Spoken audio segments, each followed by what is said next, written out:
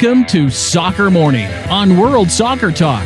Here's your host, Jason Davis. Good morning, everybody. Happy Monday. Welcome into Soccer Morning, brought to you by WorldSoccerTalk.com. Hope you had quite a lovely weekend. Hope you enjoyed all of the soccer on offer. We will discuss as much of it as we can in the next hour and change here. Big show for you today. Kyle McCarthy will join us in a couple of minutes to discuss the MLS weekend. We'll review what happened up in Jersey, what happened up in Seattle, what happened in Houston. Goals everywhere in MLS.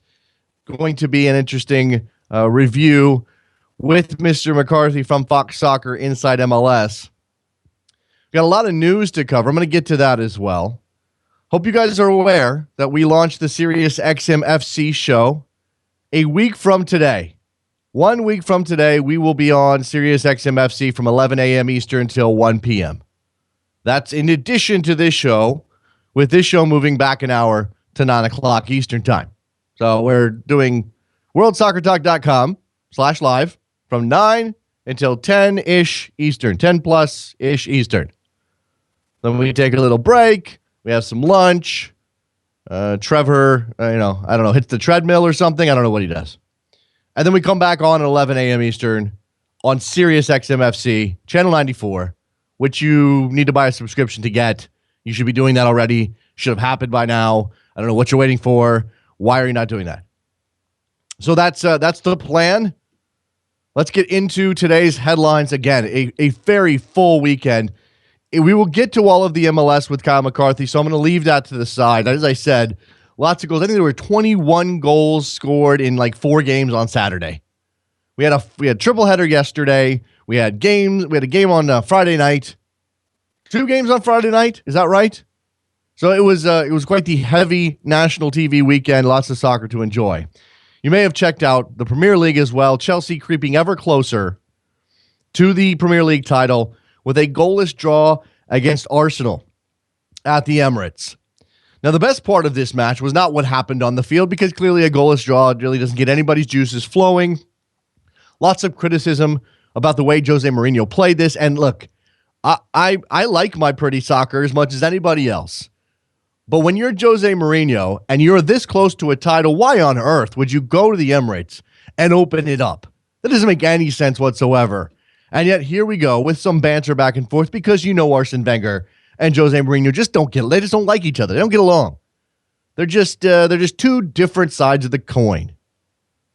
So after Arsene Wenger made some of his own comments, and the fans at the Emirates were chanting boring Chelsea because of the way that they were playing, Jose Mourinho said, quote, "I think boring is 10 years without a title. That's boring. If you support a club and you wait for so many years without a Premier League title, then that's boring." Shots fired. Jose Mourinho with some shots. Lots of quotes out of Jose. This was not the only one, although I think this is the most pointed one. And this is going to reopen, and this is always a fun time when it comes to this sport. It's going to reopen that discussion.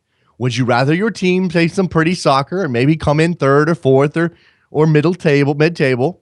Or would you rather them play some more entertaining soccer and well, is that what I said already? I lay it out wrong. Play entertaining soccer and finish third or fourth, losing my mind on a Monday.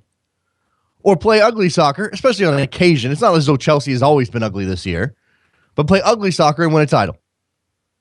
And this is how Jose Mourinho built his reputation as a guy who knows how to lock things down, park the bus.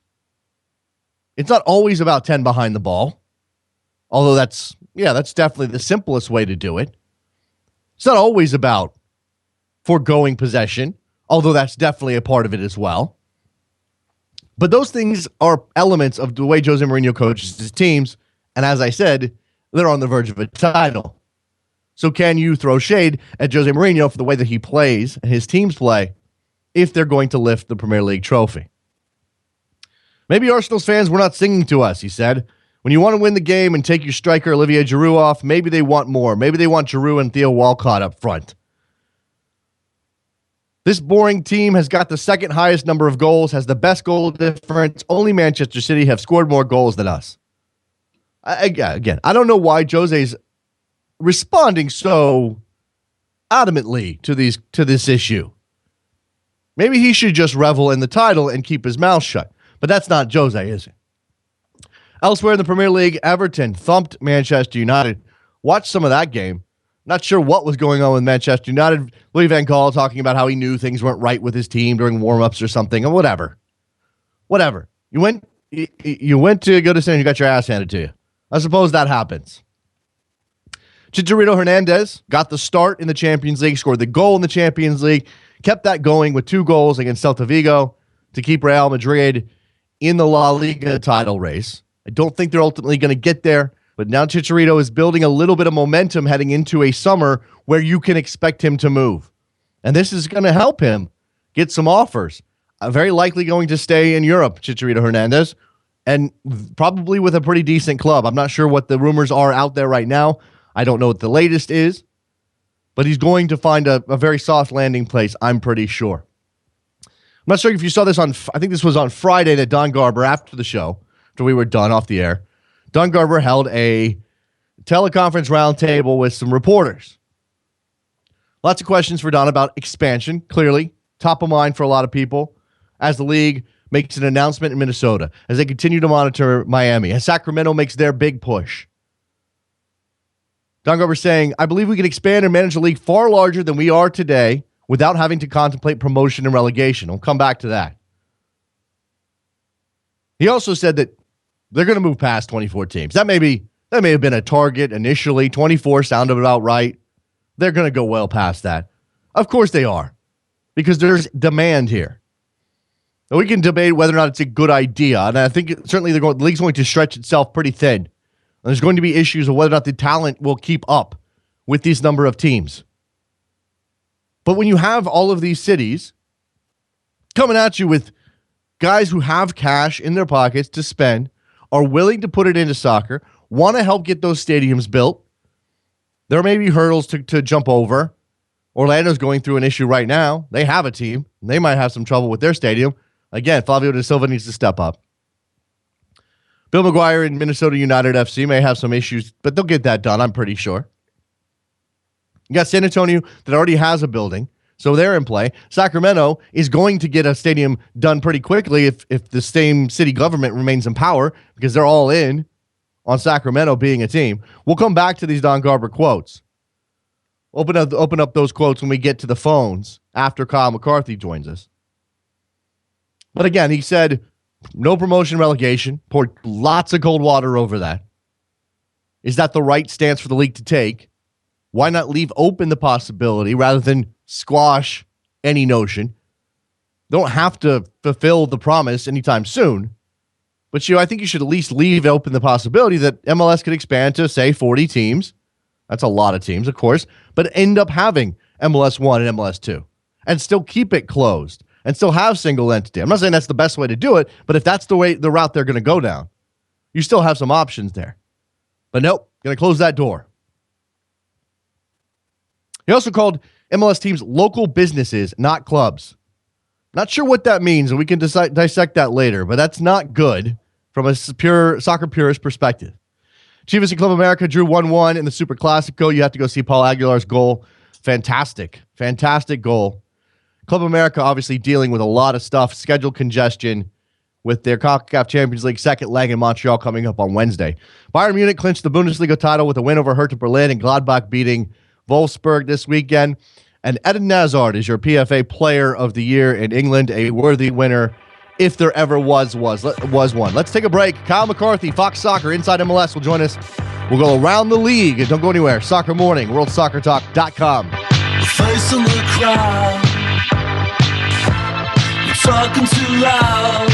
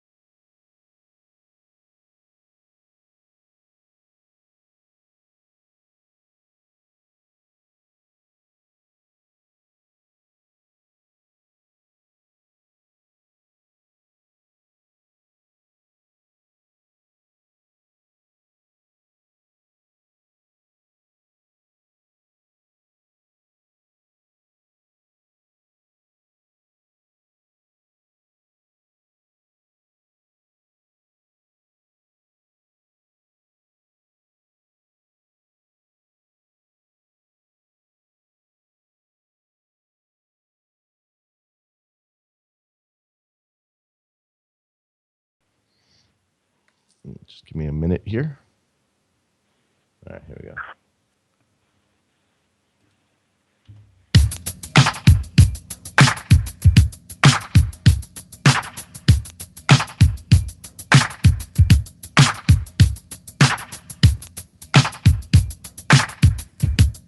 Welcome back to Soccer Morning on World Soccer Talk with Jason Davis. It's that time of the week, the beginning of the week. Time to look at the MLS results with Kyle McCarthy from FoxSoccer.com, Inside MLS over there at Fox Soccer. Kyle J. McCarthy on Twitter. One of my favorite guests because no matter what I talk about, he's got well thought out analysis. Kyle, how are you, sir?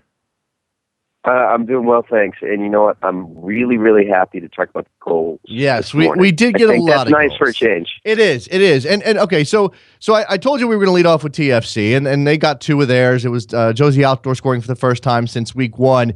But since you brought it up, the goals thing, because you and I have talked about how depressing some of the play has been to this point. I mean, that's a quality issue, and you could certainly make an argument that all of these goals, a lot of them, many of them, some of them may have been because of defensive liability, and that's not necessarily a quality improvement, but it is more entertaining. What accounts for the goals? Are teams finally waking up a bit after the offseason? Is it what is it exactly? I think you have teams waking up a little bit. I think you have those defensive errors, like you said. And I think you have forwards taking their opportunities well. And all of those factors lead to more entertainment and more excitement. And that's important because there were a lot of bad games early in the season. And it's nice to come back off for a weekend and talk about goals and talk about intrigue. And that's something that's important for the league going forward. So let me come to TFC. Again, they win 2-0 over Orlando City on the road. We know that TFC started their season 7 games on the road due to renovations at BMO Field. We came into this weekend with rumors swirling about Greg Vanney. I don't know how legitimate those rumors were, but certainly there was a thought that he was on the hot seat. This is an organization that has burned through coaches pretty rapidly over the last couple of seasons. They get a win. They play relatively well. I think they played some pretty classic MLS road soccer, but they get 2 goals from the guy they need to score, and Josie Altidore. How huge for TFC was this victory? Look, it's massive. And when you look back at the week that they had, you needed a response from the team. When you hear rumors about your coach getting fired in the middle of a 7-game road trip, it's a wake-up call. And TFC responded in kind. I thought they were the better team on Sunday. I thought they were a side that knew exactly what it needed to do. I thought they had a great defensive shape, which they haven't always had concerning the personnel issues. Mm-hmm. And they did exactly what needed to be done. And that speaks volumes about the quality within the ranks, even though the results haven't been there so far this year. Absolutely. We know they have some talent and should be a better team than they've shown, and this is a big win for them. On the other side of things, continuing problems for Orlando City when it comes to the front end of the rotation. Kaká can be as good as he is, and it's not going to be good enough week to week if they can't get goals out of their forwards. Are they going to find a solution? Kyle Aaron's a rookie. He scored a nice goal a couple weeks back, but they've got to have something else. You would think so. And Brian Roche came on yesterday, and he made an impact on the game, certainly. But it was more about a discussion of whether to get suspended next week than anything he did on the field. And I think it just sort of sums up how much of a struggle it's been for Orlando City in the final third this year. And that's a typical expansion team struggle because it's tough to go out and find a good forward. Orlando City did the hard part. They located a number 10 like Kaká, and he's been great, but you still need someone to finish off the play. And Orlando City right now doesn't have it. Is there an MLS, a quality MLS striker or a decent enough MLS striker available to them, say via trade right now?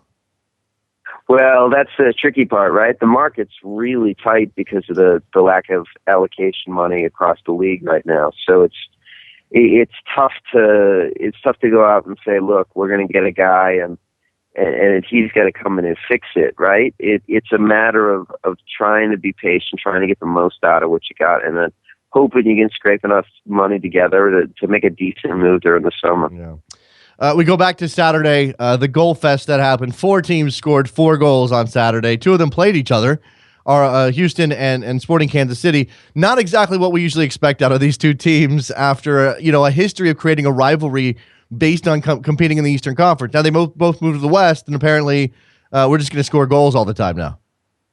That's fine. That's fun. We'll take it. Absolutely. And it was an uncharacteristic night for both teams, I would say. But when you end with a point, that's a positive to take forward. I know sporting manager Peter Vermees will want his side to defend better, and I'm sure Owen Coyle is the same. But that's an engaging way to spend the Saturday night, I would say. Yeah, certainly, Giles Barnes scoring twice, but creating a goal for Sporting Kansas City on the other end with the bad pass, and then a questionable red card, and handball in the box that Benny Feilhaber put away. Just give me a bit here on Benny Feilhaber and his influence on Sporting Kansas City.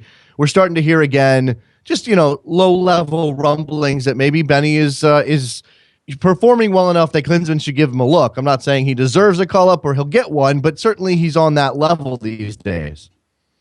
He continues to impress as part of that Sporting midfield. It hasn't been an easy road for Sporting in the center of the park this year. They made a lot of changes. They're still trying to figure out the balance a little bit.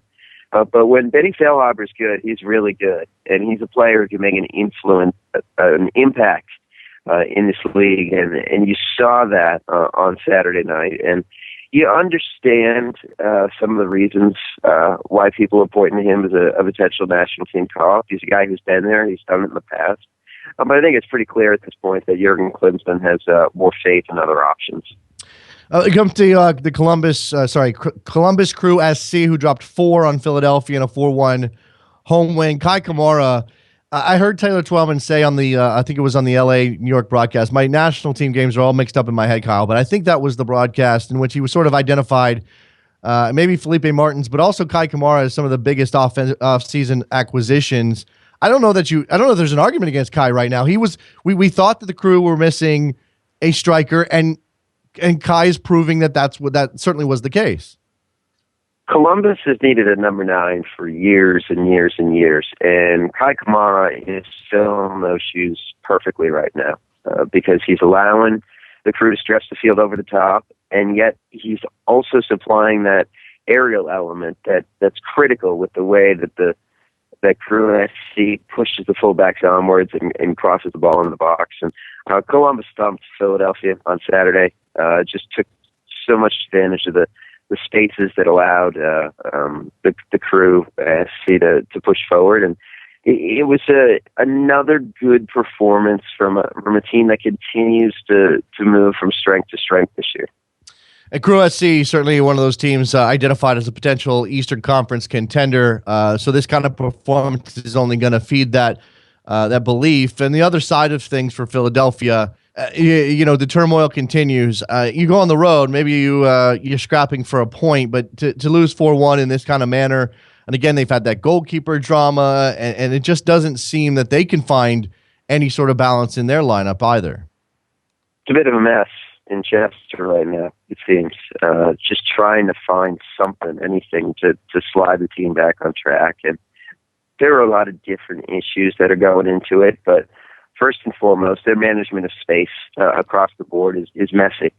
And you saw that against Columbus on Saturday. They simply concede too much space in the wrong areas, and they get punished. And Columbus does a great job of hurting teams who are incapable of transitioning from attack to defense, and Crew SC really put a hurting on the Union on Saturday. Beyond the addition of the number 9, Kai Kamara, have you seen anything change, evolve in the way that Greg Berhalter is setting out his team, or are we seeing the Crew of 2014, which again sort of erupted on the scene, and there was a lot of talk about how Berhalter was pushing those fullbacks up? Are we just seeing that with the now added element of a legitimate front-level striker?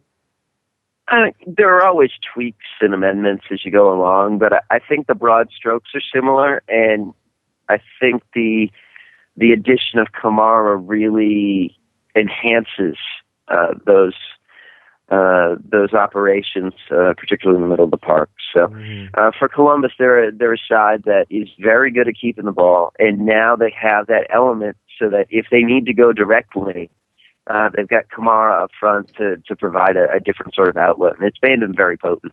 The other team to score 4 goals on Saturday, the New England Revolution, a home win over RSL 4-0. Just barrage of shots and goals on the RSL net. And we know how much talent, we know how much attacking ability the New England Revolution have. There's still, a couple of issues at the back, at least in terms of who's healthy and who's not. Jermaine Jones starts at center back again in this game, so that means Andy Dorman and Scott Caldwell in the middle. But those guys up top just took RSL apart. Obviously, Scott Caldwell got a goal too. Let's recognize that. But what was it about that performance for you that really put New England so much in control against a quality team? I mean, whether RSL's struggling with their formation and that adjustment, there's still good players on that field. Absolutely. RSL really struggling defensively with their choices back there. A lot of availability issues after Chris Schuler had surgery on Thursday. But New England, when they're really firing, they're moving all over the place, and they're coming at you from different angles and really testing your shape. And I thought they were able to do that on Saturday. And you look at that team and you see all of those attacking options. You see the depth that Jay Heaps has. He can really find a way to elicit the best out of his team. And you saw on Saturday how dangerous they are when they're firing on all cylinders. And it's a warning to everyone else, because that's a side that's really capable of tearing teams apart on the night. You know when New England is feeling good, and you know it's going well when Chris Tierney scores on it with his right foot. Kyle, I was impressed by that. Go ahead. It's a precious snowflake, that right footed shot from Chris Tierney, and it really speaks volumes how dangerous his left is, because he can get anybody to bite on his left foot at any time. And when you can, every so often throw the knuckleball and get the right foot in the mix, and he took his goal very well. Yeah. It was a well hit shot with that right foot, and it sort of summed up how good the Revs were on tonight. Yeah, you have goals by Tierney, Agudelo, Davies, and Caldwell. Caldwell, after a scramble, ball comes out. He finally puts away a couple after a couple of chances for New England. And I'm looking at this lineup, Kyle, and I know this is a team that you pay close attention to based on where you're based and your other jobs. And I look and I just wonder how can they find enough time for all of these guys? Diego Fagundes comes on for Charlie Davies in the 62nd minute. He's, after maybe a down year last year, started to show some signs of improvement again. Where is the how does the rotation work for Jay Heaps, and are they really going to be able to hang on to all of these guys, especially the young ones like Fagundes who may be looking to move abroad? Everything is based on form with the Revs, and Jay Heaps is pretty upfront about it and says, "Hey, look, you need to be playing well, or else we're going to make some changes and get guys in there who can do the job." And you've seen that at different points this year, where he's been able to rotate through his attacking options, sometimes through injury, other times through choice, and that helps because it keeps everybody sharp. And you look at the sort of output over the past 6 games. They're unbeaten. They've just scored 4 goals at home, and they're finally starting to hit that top form that they've always been looking for this season. So it's working, certainly. The question, as you said, is how long you can keep those pieces in place. And I think it's something where the Revs have planned for that, and they've tried to give themselves options to maintain this group for as long as possible. And obviously a lot of teams would love to have guys like Kellen Rowe and Diego Fagundes and Steve Newman on the bench to bring in late in the game, whether you're up 4 goals or not. But I think for the Revs, and this is true for a lot of teams, it's about the midfield, it's about defending.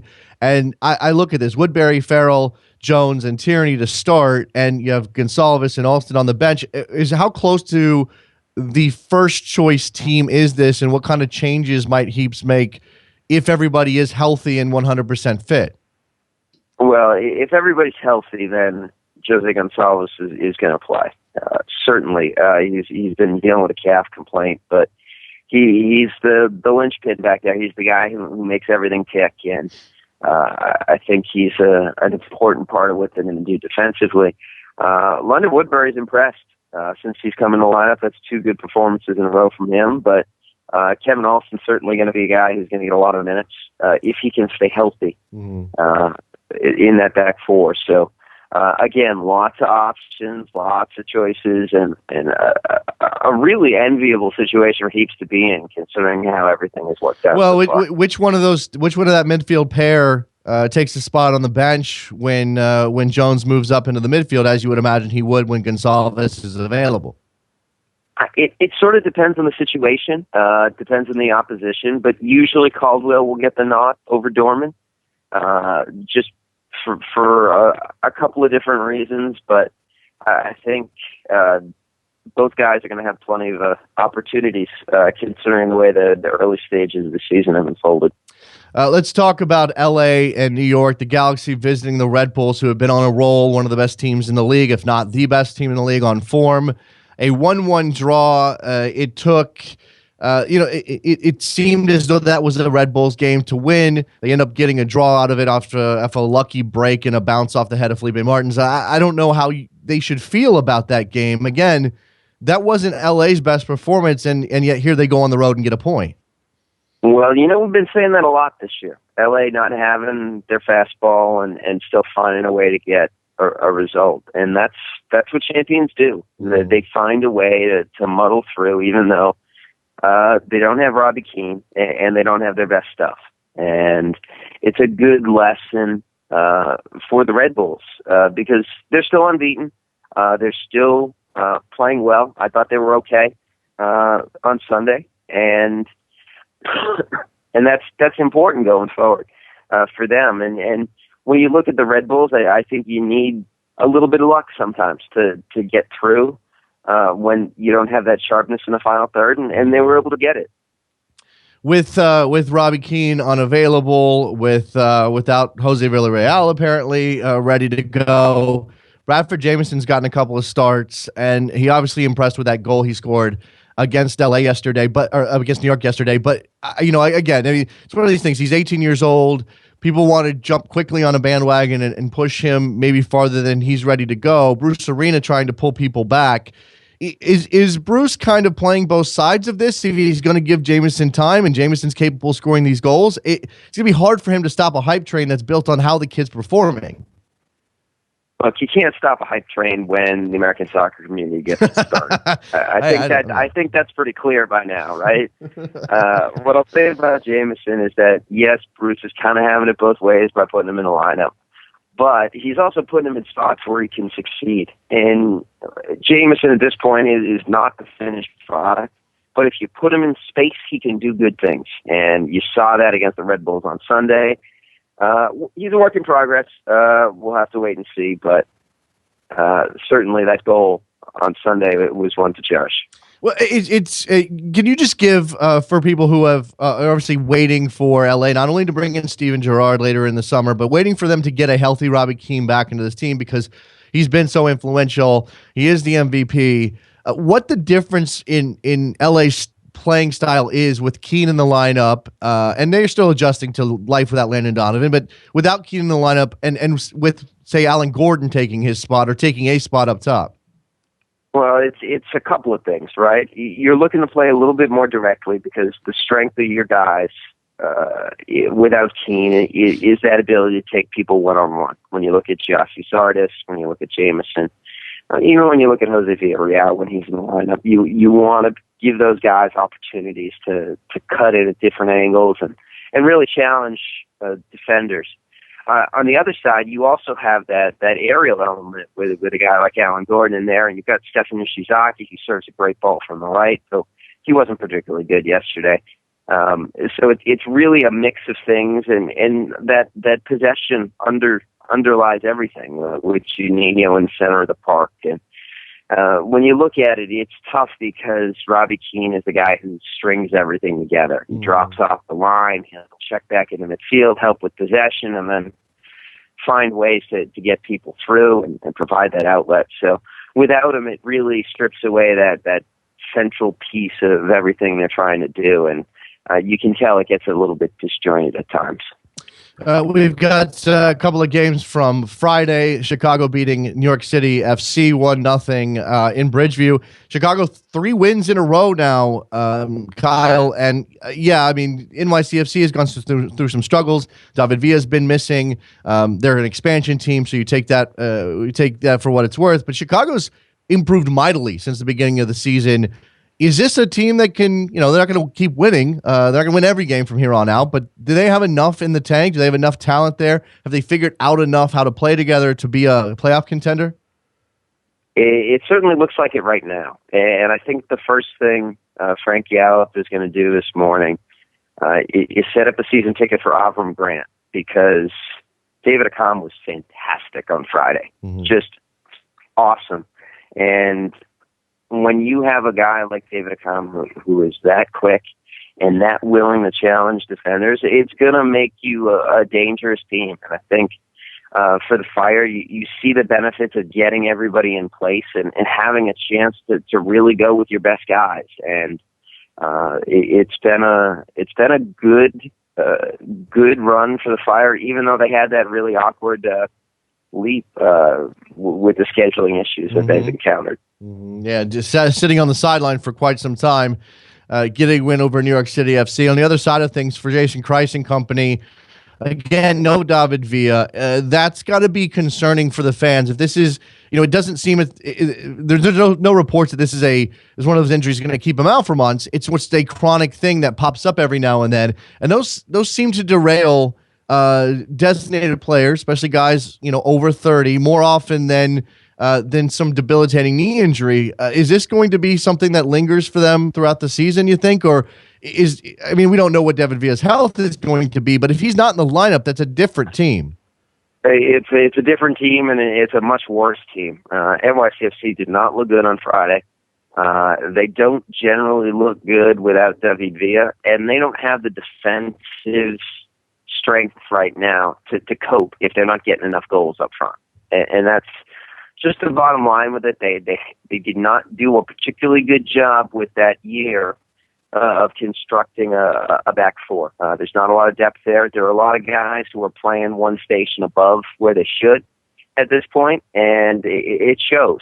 And for NYCFC, they need to figure things out, because if the VV is going to miss time, they're going to have to construct some sort of alternate plan to make sure that they're creating enough chances, at least until Frank Lampard arrives, and then of course the calculus changes a little bit. Yeah, certainly that does. I mean, you can't put your season on hold, and you can't just wait around for Frank Lampard to show up. You have to try to win as many games as possible ahead of that. But it is going to change things significantly for Jason Kreis. And again, you got to get David Villa healthy. You got to figure out a way to get him playing more often than not.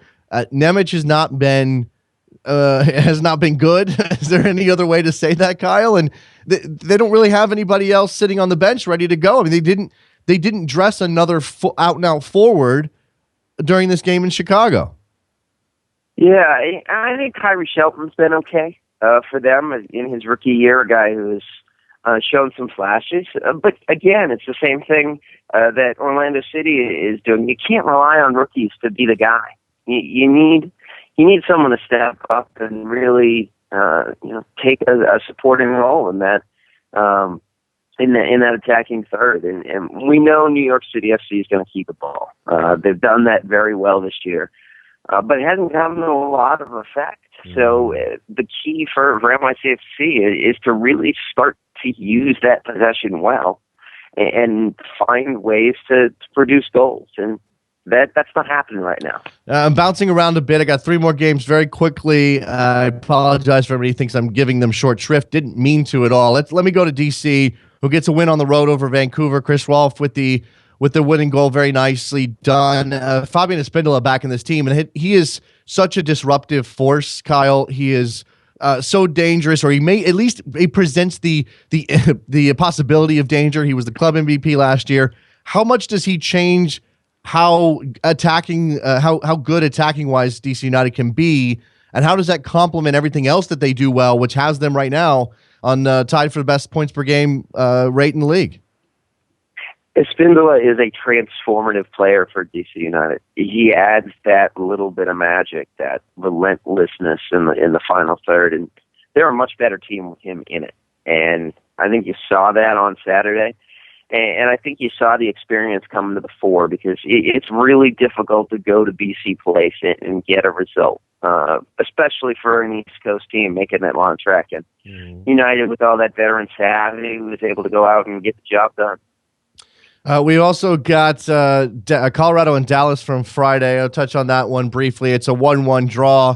I don't know what to say about this game. I didn't get to see much of it, Kyle, but it certainly seems that Dallas has taken a bit of a step back since starting off very strongly, and Colorado finally figured out how to score some goals. They may not be a playoff team in the end, but at least they're showing signs of life.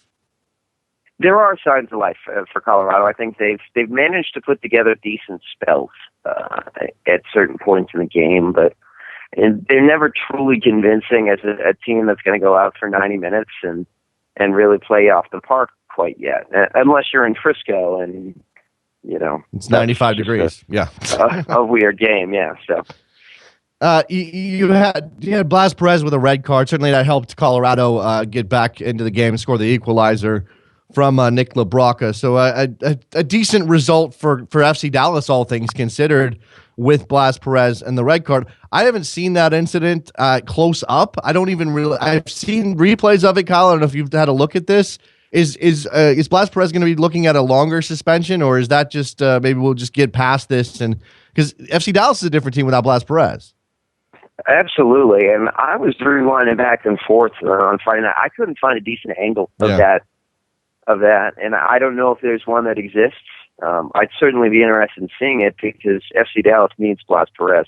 He's a key figure for them up front, and he's an important piece of what they need to do. So it'll be interesting to see how the league deals with that, particularly with, you know, at least at the outset, some questions about the visual evidence available. All that speed on the outside and whipping in crosses. Blas Perez's head is a great weapon for FC Dallas, and they'll miss him at least for one game. We'll see if it's longer. Finally, Seattle gets a 1-0 win over Portland up at CenturyLink Field, the Cascadia Derby match.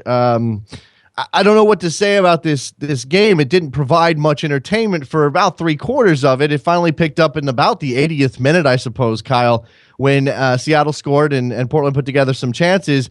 Did that game tell us anything about either one of those teams? It tells us that Seattle is still an opportunistic team, even when they're not firing on all cylinders. It was not a good game by any stretch. It wasn't an entertaining game for most of it. But Seattle kept plugging. They made it difficult for Portland to really let loose. I mean, I think the Timbers were okay after the break. I thought they created some chances in the break, but when you have that sort of situation where you're in a long throw setup and Timbers let the ball bounce, and all of a sudden Clint Dempsey's got it in the back of the net, and that's part of the benefit of being Sounders, because sometimes you can just rely on your stars to pop up at the right time and snatch you the 3 points. Now, you can't let the ball bounce at CenturyLink. We know the ball's always bouncing at CenturyLink. That's a different thing for a different day. I don't want to go on a rant. Before I let you go, Kyle, there's been a bit of discussion on Twitter and a couple other places that Montreal, heading into their Champions League final, second leg against Club America, with Evan Bush suspended via red card last week, that they were looking for an inside the league loan to cover their goalkeeper deficit. And first it was Sean Johnson. I've heard Stephen Fry's name linked to this. The notion that Montreal could potentially get a keeper on loan from an MLS team for a one-off situation in the Champions League sounds ridiculous to me. Now, I think the league has has squashed this notion, but why was this even a discussion at all? It's a good question. I don't know. It would have been a farce if it happened. I just can't even comprehend that would be considered all right by really anyone involved. But if you're Montreal, you have the responsibility to do your diligence and do everything you possibly can to put yourselves in a good position. And Evan Bush picking up that second yellow card really hurts the Impact because they have some goalkeeping depth issues with Eric Kronberg cup-tied and Maxime Crepeau coming back from injury and John Smith's on loan from FC Edmonton. I don't blame the Impact for exploring all those options, but it's kind of a farce that it got to the point that it did, wasn't it? I think so, but at the same time, you said you can't imagine it would be, it would be seen as all right by anybody involved, and yet this is MLS, and we kind of go, well, stranger things have happened. When you look at the actors involved, you can totally understand why Montreal looked at the situation and thought, maybe we can do something here. But I think sanity will prevail in the end. But it was kind of weird to watch that track through, and I know my colleagues at Fox Sports 1 were all over it yesterday, trying to make sure that we had everything sorted out. Yep. Kyle McCarthy from Fox Sports, foxsoccer.com, Inside MLS. Kyle J. McCarthy on Twitter. Fantastic guest every time he joins us to talk some MLS. Kyle, I'm going to let you go, but thank you very much. We'll talk to you soon. Thanks for having me. There goes Kyle McCarthy. If you're not following Kyle McCarthy, I don't know what's wrong with you. Stay tuned. Be right back. We'll open those phone lines. We'll talk about some of those comments from Don Garber about the state of the league, the growth of the league, promotion, relegations, all on the table. Don't go anywhere. Soccer Morning, worldsoccertalk.com.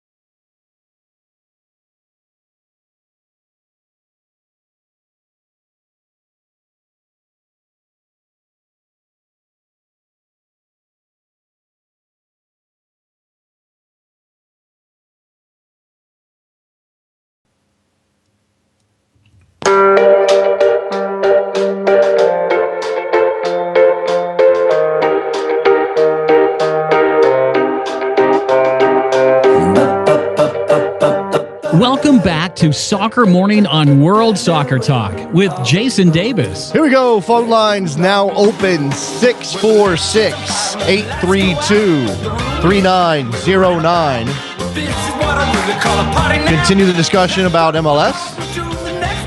Talk about Don Garber's comments from Friday via his roundtable with a bunch of reporter types. I was not involved in that. I don't know where my status is just a little pullback here. I write for ESPN. I write a column for U.S. soccer players. Do a lot of writing. Not sure not sure I'm in that club. I know I wasn't. I wasn't invited to that particular event, but I'm just saying, like, in general, if there is some sort of press conference call or conference call and involves Don Garber, it's not that I don't want to be involved. Well, maybe that's what it is, more than anything else. Not want. I just feel like we're living in this world now where if you want that information, it's going to be on Twitter 2 seconds after he says it. And sometimes they even stream these things live. So what's the point of dialing in? Maybe it's just says that I trust that those guys out there who report on the league day to day are going. First of all, there's a hierarchy. Obviously, there's a hierarchy. If you're Sports Illustrated, if you're ESPN, not me, the other ESPN guys, the guys that do the hard work, Jeff Carlisle, Doug McIntyre, those guys, you're getting a question. I trust those guys to ask the big questions, the ones I would want to know. In this case, we've got Don Garber talking about expansion, talking about plans to go past 24 teams. This is from the AP over at foxsoccer.com. In the next 6 months, we've got to come together and develop a plan with our ownership to determine when we go further, because we will. We will expand this league beyond 24 teams. All right, sorry, this is specific. This conference call is specifically with the Associated Press, so they're a little different than the open ones that he does sometimes. It's not an if, it's a when. Now remember, it wasn't that long ago that MLS said, 24 is our target. We're gonna pause at 24. They're not gonna pause at 24. I think that became pretty clear pretty quickly. They're gonna go zooming past 24.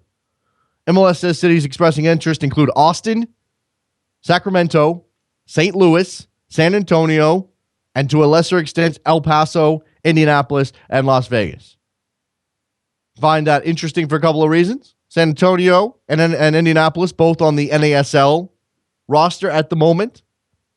Their potential moves to MLS, if they move to MLS, would damage that league further. Because that relates to what Don Garber then said later on about managing a bigger league and not doing promotion and relegation. He said there's no developed second division. And that's part of the reason that there won't be pro rel. How can the second division develop if MLS is poaching all of the second division teams? But then we open up a question of whether or not it's fair to prevent those second division teams in a system that does not allow for pro rel to move up if they want to buy into MLS, a la Minnesota United FC. These are not easy issues that American soccer is dealing with. And I'm not going to just sit here and say, it's all on NASL to get their house in order, to get things together and create a very strong second division so that we can have pro rel. Because look, I would love for it to happen. I want it to happen one day. I do. But I'm not going to put the onus solely on NASL when MLS is doing what they're doing. I've written this before.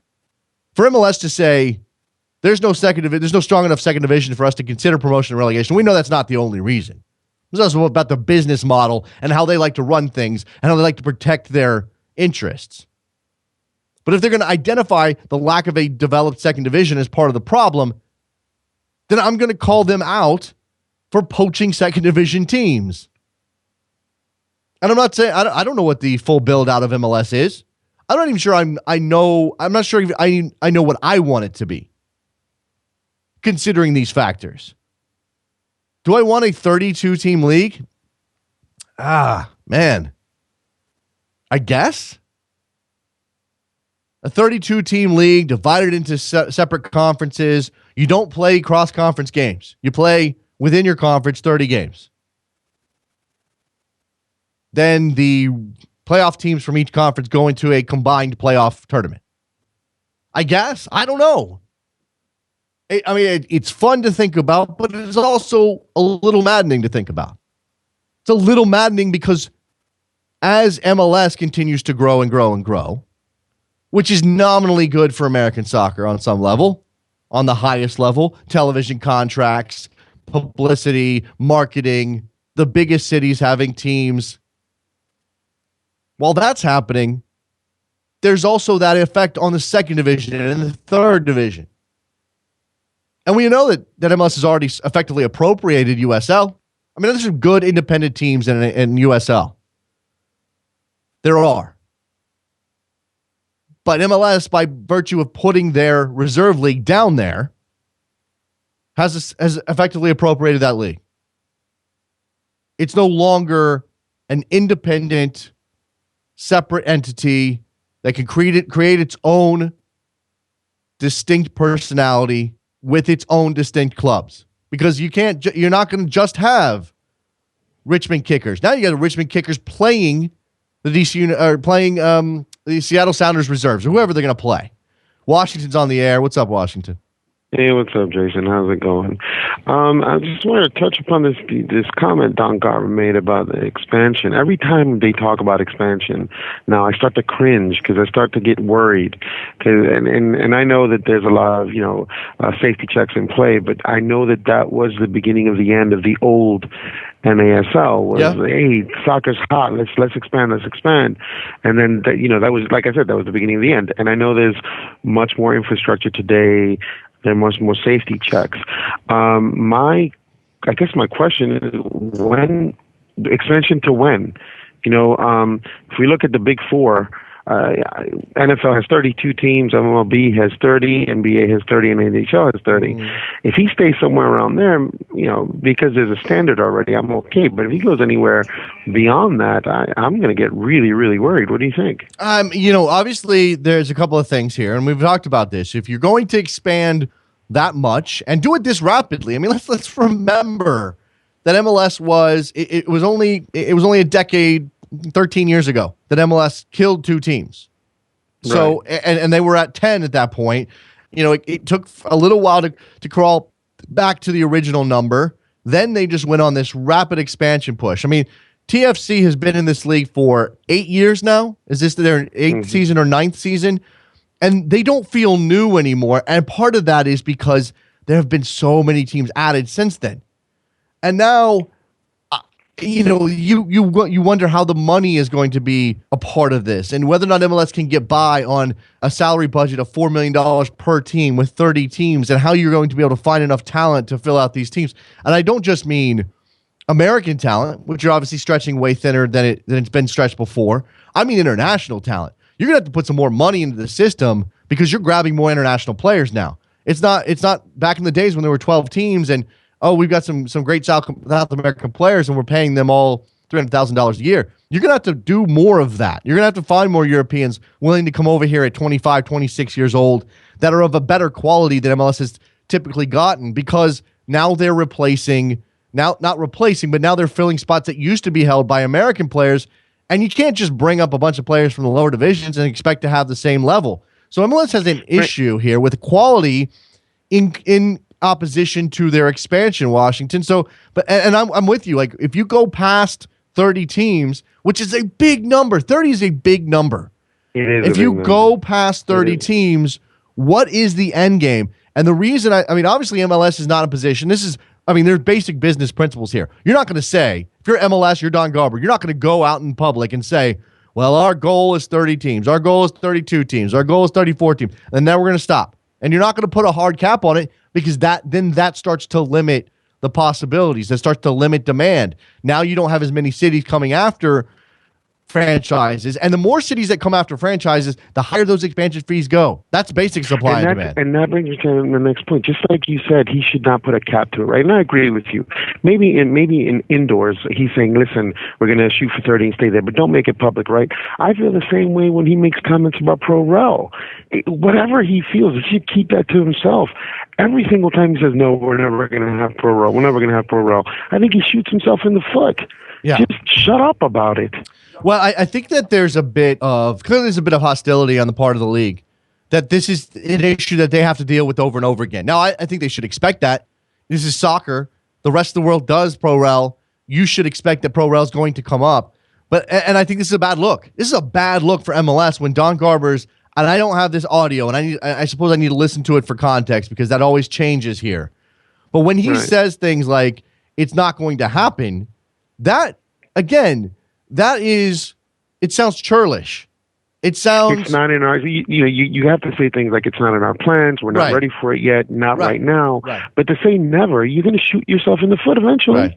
I mean, and he doesn't actually use the words never. Here's the quote: "I believe we can expand and manage the league far larger than we have today, without having to contemplate promotion and relegation. I will certainly tell you that in the near term, and that near term is a long time from now, so he's not even talking near term, he's talking long term, there's not going to be promotion relegation. It makes absolutely no sense. There is not a developed secondary division. We have union agreements, we have national television deals, we have investors that have put in billions of dollars. It is not going to be something that could be managed anytime soon." Now, remember that Don Garber is effectively the mouthpiece of the owners, okay? This may be his opinion on some level, but essentially what he is giving you is the distilled thoughts of those 20 guys that are currently bought in. And they obviously don't want this. And why would any businessman want it? So Right. that's what I'm getting here. And again, I think that there's But while that quote doesn't use the term never, and you're right, he hasn't used the word never, but I have heard him say that there will not be pro rel during his tenure. yes. As long as he's commissioner, he Yes. won't have pro rel. I think when he makes that comment, he's shooting himself in the foot. I think that he is closing doors that don't need to be closed. Exactly.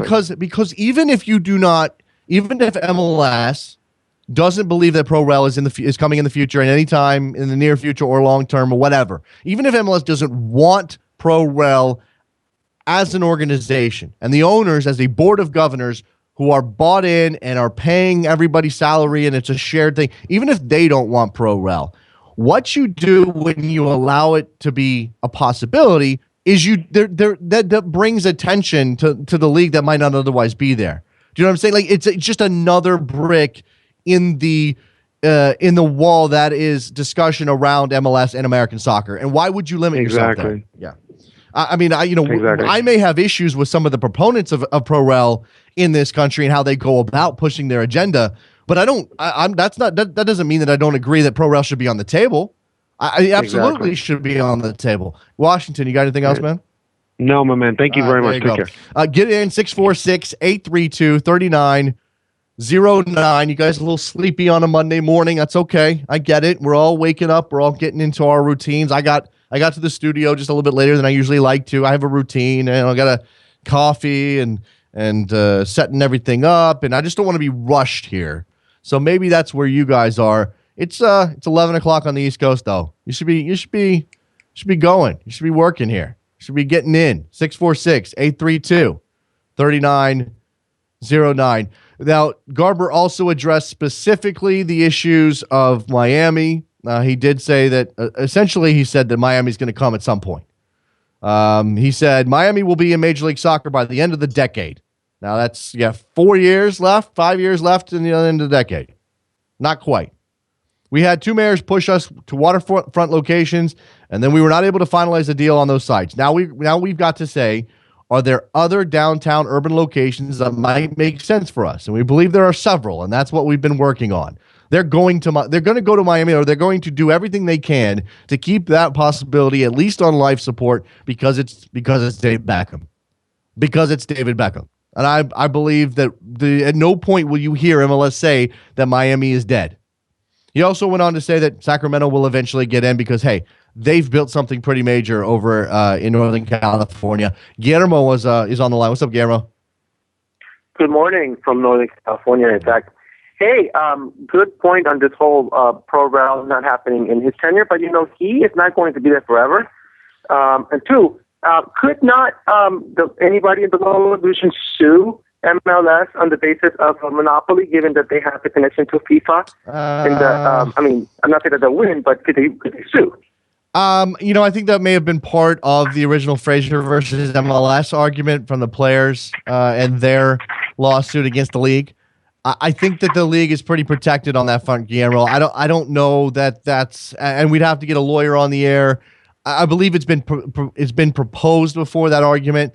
I just don't know that anybody has the resources and the time to go really in on MLS and challenge that after Frazier versus MLS essentially allowed MLS to continue to operate the way that they were. the monopoly question, the antitrust question, I'm just not up to date enough on it. I mean, I think, again, there seems to be some cracks there, and certainly some of the actions of MLS over the past 5 or 6 years have given more ammunition to the people who might challenge the league's monopoly, if you want to call it that. But they also have the argument that, hey, there's foreign leagues and everything else, and we're not. I mean, what monopoly are they holding? I mean, sanctioning of a top division is standard. As a league, right?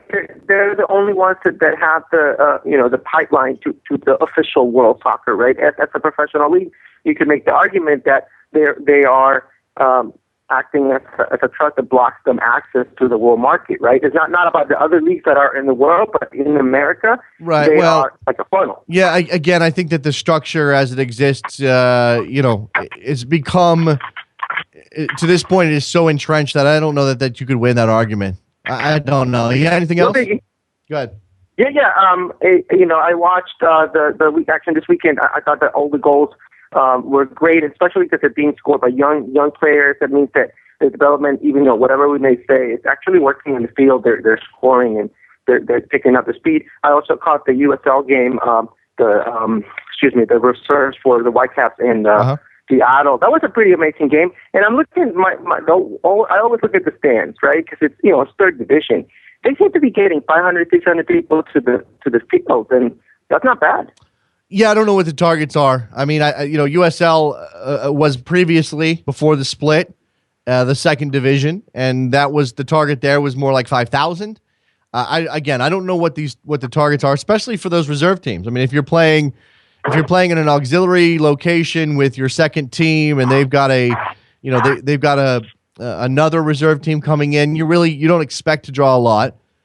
But I don't know. Again, this is what I meant by USL being appropriated, being co-opted by MLS. That's essentially what's happened here. Is that good for the future of American soccer? I don't really want to get into that necessarily right now. You got anything else, Guillermo? That's it, man. You have a great week. All right. We also, thanks for the call. We also got a bunch of stuff happening in NASL as well. Atlanta and the Cosmos played a goalless draw, so nothing there. Indianapolis and the Railhawks played a 1-1 draw this weekend. Tampa Bay took down Jacksonville, so the Rowdies get a win in a Florida matchup. Minnesota United and San Antonio drew 2-2. And I think Fort Lauderdale taking down Ottawa 3-1. All right, let's go to Ray in Milwaukee. He wants to talk about Don Garber as well. What's up, Ray? Hey, what's up? I think that the model that they're trying to emulate the most is Major League Baseball type model. And I do believe that the local broadcasting rights is going to be the biggest push of new money coming into the league. And I truly believe that it's going to be over a 30-team league as soon as he can get it. Yeah, again, I don't know that I'm fundamentally opposed to a league that's bigger than 30 teams. I mean, it's a gigantic country. There's lots of places that want soccer. I think it's very difficult to sell second division soccer to American sports fans. I don't mean soccer fans. I mean sports fans. Some places have better luck than other places, but I think that what we see in Sacramento is people going out to support their team because there's a promise that maybe one day they're going to be in MLS. That's true in a lot of places. I think that a bigger league than 30 teams, the biggest issue for me is just how you manage that, what you do with it, how it operates. Right now, I don't like the fact that 12 teams make the playoffs. Right now, I don't like the fact that we don't have a balanced schedule, because while I don't think that that's not necessarily has to be a soccer thing, that you play a balanced schedule. It just would help me. It would allow me to better understand who's good and who's not. So when you go past 30 teams, Ray, what do you do? Again, do you do two divisions and you play everybody in your division twice and you don't cross over into the playoffs? No, I think you're going to have interaction because you want the Los Angeles playing New York during the regular season. Well, but then again, that kills any notion of a balanced schedule, which again, maybe it's just because I do like symmetry. I do like things to be even. I want them to get to a point where they can go back to some sort of balanced schedule. It's obviously already done in terms of the entire league. Once you move past 20, you can't have a balanced schedule where everybody plays everybody home and away. You just can't do it, which is what we've clearly got a situation where they're not doing that now. And I think that they eliminated the possibility of a balanced schedule because they knew they were going to be moving past 20 and it would never be possible again. But so that's, I guess for me, it's a pipe dream to have 32 teams, 16 in each division. You play 30 games in your division, especially considering how congested the schedule is already with 34 games. I don't know. Go ahead.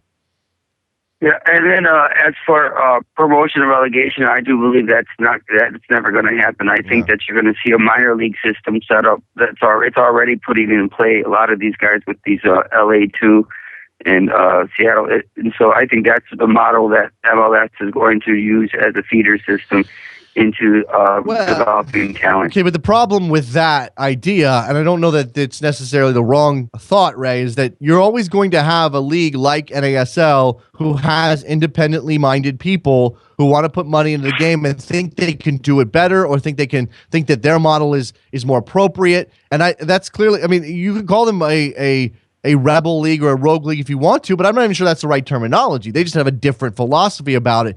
And as long as the NASL and MLS are going tete-a-tete, and yeah, right now MLS has a massive advantage, but you never know. As long as NASL is going up against MLS and so on some front, that can't be good for American soccer.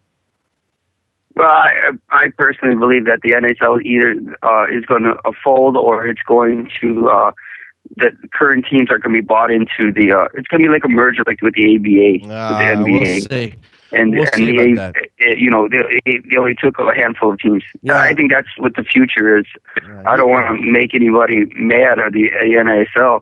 It's a quality league, but I think that's, if you look at in sports landscape history, anytime there's been two rivalry markets, some sort of merger has come up from it. Yeah. All right. Well, appreciate the phone call, Ray. Thanks a lot.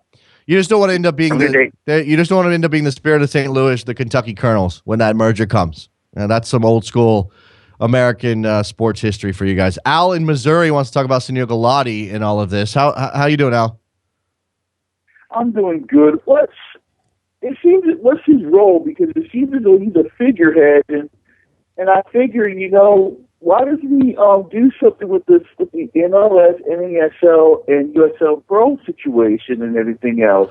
What do you mean? What do you mean? What do you mean by that? I mean, look, I think that we look out. Go ahead. We're still arguing about promotion and relegation.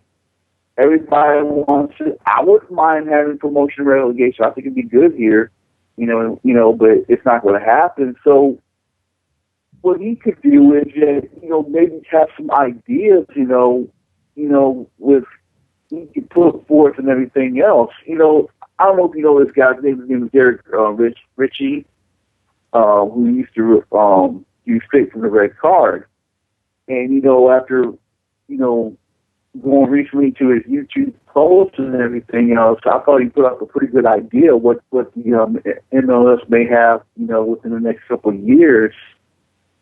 And I'm hoping that, that the U.S. Soccer Federation will kind of step in and do something about this situation. Because, they don't have the power. They don't have the power. U.S. Soccer doesn't have the power in this situation. Now, they are the governing body of soccer in the United States. And on paper, you would say, okay, well, they've got to sanction MLS as first division. They've got to sanction NASL. They got to sanction USL. They got to run all of these, youth programs and the national teams, all of these things. And you look at it and you go, okay, well, they should have a say in this. And they certainly should. And I think they have a seat at the table. But you're talking about a situation where, because of the checkered history of American soccer and how much money has been lost and how many times we failed at this, the people with the power are the ones spending the money, and that's not U.S. Soccer. So they can make all the declarations they want. It's not going to matter in the end. And I think Sunil Gulati knows that. This is the same attitude he has about being on the FIFA Executive Committee. He would rather work on the committee trying to change it from the inside than come out and make a bunch of noise and talk to the press and call out people for scandal, because that's ultimately not going to get him anywhere. He's only going to be ostracized and pushed to the margins. That's the case with MLS. That's the case with the structure of American soccer.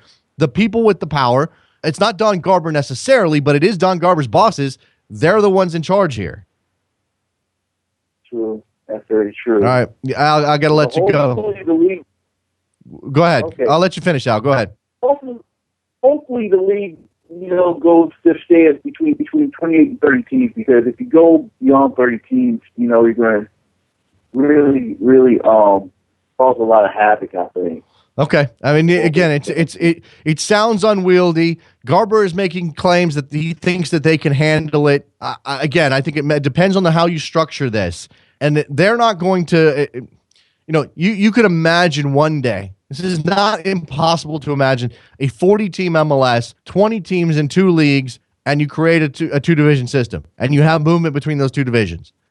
I just don't know how we get there, because it's going to be so difficult. It's going to be so painful to put that in place that I just don't know how it happens. Tim in Brooklyn, what's going on? Hey, Jason. First, congratulations on Sirius. Appreciate it. Yeah, my comments are, one, people, do not molest Raul. No pitch invasions, please. We would like to keep him intact. And for anyone who wasn't watching NESL, try and check out the San Antonio goal, 60-yard goal from a free kick. Yeah. Caught the goalkeeper out of his box. It was just he dropped the bomb on him. It was a cannon. Well, we've had some pretty insane long distance goals. India 11 had a 45-yard goal last week, and now you got the 60-yard free kick. I'm sorry. These are impressive goals, and I'm not taking anything. Well, I am going to actually. They're impressive goals, but what the hell, goalkeepers? Come on, that's pathetic. Yeah. Go ahead. Hey, with the pro rel and everything, I love the talk going on. One thing I would like to point out is that I think there's like 200 maybe cities larger than Real Salt Lake's market, or say Portland. Yeah. And as long as the only way that they see that they can get into the quote unquote top league from the, I would rather say, other leagues, is to give $100 million, then how do they grow? Why would people go to these quote unquote lower leagues if there's no sense that they can go anywhere? So in the end, U.S. Soccer Federation and MLS and how this is set up is hurting soccer wait, in the country. Wait, hold on, Tim. We have, and I know, look, however you feel about minor league baseball, we have a lot of minor league baseball teams in this country. Not all of them do well. Some of them struggle, but we have these teams that aren't going anywhere. They can't go to the major leagues. They're stuck in AAA, AA, single A, whatever it is. Some of them draw, 10,000 people a game. They do pretty well. Now, that's all families and stuff, and that is what it is. But we don't have those people clamoring for an opportunity to go to the top division. Is it just because it's soccer? We have some sort of exceptional notion of what soccer is supposed to be because that's what everybody else has done since the game started in the 1860s? There could be some of it, but I think there's a ton of cities, obviously, that could come up. Not 200, but I would say all of the NESL teams are potential moves up. I don't think there's anyone that's really, a bad idea. Maybe they need, some work. Everyone needs, there's teams all over the place that need stadiums. There's MLS teams that need stadiums. There's MLS teams that just got stadiums, and we can see, how that helps. And a lot of this has to do with your ability to get a stadium. Partially is based on people's perceptions that you need to be MLS or going to MLS, or we're not going to give it to you. Right. It's hamstringing development to a point. Of course it is. Of course it is. But something needs to happen. But I don't know that these things are all as mutually exclusive as we might believe them to be. Because we don't have pro rel, it doesn't promote teams to go out and build themselves up and try. Again, the condition. I think that's why someone needs to step up and establish a long-term plan, because it doesn't even. People forget there's different types of promotion and relegation. Sure. There's various types in South America. It doesn't have to be a 3 up, 3 down every year. Right. Put restrictions. Right. If you don't have the fan base or a stadium, you don't go up. Yeah. If you're in the top league and you're just doing crap like Chivas was, I'll tell you guys, go down, but you don't cancel a team. Sure. Tim, I'll say this. As long as MLS is in an expansion period, as long as they are in expansion mode, it's not going to be on the table, because MLS is going to find it tougher to sell these cities, even the ones that have NASL teams already or USL Pro or USL teams. They're going to find it more difficult to sell teams on the notion, ownership groups, guys with money, guys willing to write the checks. It's going to be more difficult to sell them if the possibility of relegation comes into play. And then you would just have the basic fairness issue of, well, expansion teams are generally suck anyway. Are you going to send down an expansion team the second year or the first year they're in the league? No, you're not going to do that. You need to have. Well, that's not necessarily true. What do you mean? Orlando did pretty good. Cosmos could do great. I'm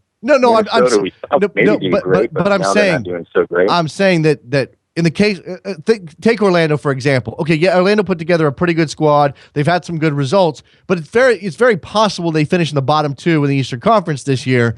If promotion and relegation was instituted and they were under threat of relegation in their first season as an MLS team, again, no ownership group would ever buy into that idea. If the possibility of relegation is open in your first year as an expansion team, you're not putting up $100 million or $75 million or whatever it is, because you're going to go down to the second division. The interest is going to wane. You're not going to get as much attention. You're not on national television anymore. It's a domino effect. So again, not all of those things are exactly true. There is, and especially coming in a couple of years, and this would not even be able to happen right away. NASL is moving up with their TV, and there's a lot of good fan bases. But again, Tim, if they knew that they could, there's a ton of these fan bases. I mean, Cosmos just got 12,000. I'm talking about a bigger stadium. I'm talking about the guys. Larger on a regular basis. Tim, I got to move on, but I'm talking about the guys writing the checks. You're not going to convince the guys writing the checks to write those checks if relegation is on the table in year 1. So as I said, you're not going to have any possibility of pro rel while MLS is in an expansion period. And we don't know when this expansion window is going to close, because they're already talking about zooming past 24 teams. We're on this show discussing whether the full build out is 30 or 32 or 34. I've seen Grant Wall on Twitter saying, hey, the idea of a 40-team league with 2 tiers is a great one. Yes, exactly, it is. But how do we get there? All of those things, all of those steps between this place and pro rel, nobody knows how those are possibly going to happen. And I'm not defending the guys who write the checks for their stance that they won't sign up if pro rel's on the table. I'm not saying they're right to do that. I'm just saying that that's the reality of the situation. David in Arizona, what's up? Hey, Jason. My thoughts on this just real quickly on this last point that's been discussed is, I was very disappointed when the league went past 20 teams, because I wanted them to stop and have a period of time where those latest expansion teams could, get into the league and have a few years, and then you start talking about promotion relegation. So I don't think you can do it unless you have either a grandfather period for recent expansion teams, or you have a period of 4 or 5 years where you stop expanding and then you move on to this. Right. But I'm just going to mention FC United of Manchester. Mm-hmm. This is a club that was formed in 2004, 2005, right in that period of time when Malcolm Glazer bought Manchester United. They literally a supporter-owned team. They just got promoted to the Conference North, which is essentially the 6th division, in English football, 2 more promotions, and they will be in the football league. Mm-hmm. That can't happen in this country. And one thing that I think that the big guys with the checks, as you call them, what they're missing out is they're missing out on an opportunity to have the people who care about the game, who are willing to put in small amounts of money at a lower level and build something up. They're missing that opportunity. Then they can come in and invest in a small group that knows what they're doing because they've had to struggle through the lower divisions, and then invest in them as they get closer up to the top division. That's what's missing from the U.S. system. Okay. So we end up with a bunch of wealthy people who do not, Jason, give a rip about this game. People keep talking about these fans that are owners. A bunch of BS. There's a few of them, maybe. But they're businessmen, they're sports people. Half these people like Paulson, their entire family has been in the business of sports franchises. They don't give a rip about soccer. Sure. It's just a business opportunity for them. Mm-hmm. And that's what's missing from the way that we do this in America. In my opinion. All right, fair enough. And for some people, that's missing. For some people, it's not missing. For some people, they don't care about that thing. And again, I don't know what public opinion is on this. I don't think there's been a massive poll conducted on whether or not American soccer fans, American fans who may come to soccer late, because remember, every year we're adding more soccer fans. And I don't just mean the guy who has never given soccer a chance who's finally waking up to it. I mean kids. I mean, there's a maturing generations are now growing up and becoming soccer fans. I don't know. Again, I'm not saying that there is one way or the other a public opinion push for pro-rel or apathy towards it. I would be interested to see that. But it doesn't matter. What the problem is that it doesn't matter right now. And I don't want to just throw up my hands. And I understand if people want to advocate for this. I just don't know I don't know what inroads you could make by rabble-rousing on Twitter. I don't know what inroads you can make doing that. Again, the people who sign the checks hold the power right now. And that's not great. That's not always the way it should be. The fans should have more say. We have to figure out a way to do that. And if you want to challenge them in court, okay, fair enough. As who was it? Ray in Milwaukee suggesting the notion of, or maybe it was Guillermo suggesting the notion of an antitrust lawsuit. I don't know if there's anything to that. I don't know. And maybe we can talk to some people who've been around this game in this country for a longer period of time to see if they know. All right, let's wrap up this edition of Soccer Morning on WorldSoccerTalk.com. Remember, we are 1 week out from the launch of the Sirius XM FC 94 show at 11 a.m. Eastern on May 4th. Make sure you signed up for Sirius XM and gotten the package that gets you Sirius XM FC if you want to listen to that program. We're very excited to get started. That's when the web show, the WorldSoccerTalk.com show, moves back to 9 a.m. Eastern, so make sure you set your alarms for that as well. You can go to backheel.com/store, buy yourself a lovely mug. We've got some pretty cool t-shirts over there as well. We've got a Soccer Morning t-shirt with the wonderful logo designed by 3NLFC at 3NLFC.com. 3NLFC has a new look. That's fantastic. Go check them out. They have a lot of very cool stuff, well beyond the Soccer Morning t-shirt that I need to get my hands on, to be honest with you. All right. Thank you very much to all the callers. Thank you to Kyle McCarthy for his insights on MLS. We will be back tomorrow with a Tuesday edition of Soccer Morning. See you then. Bye.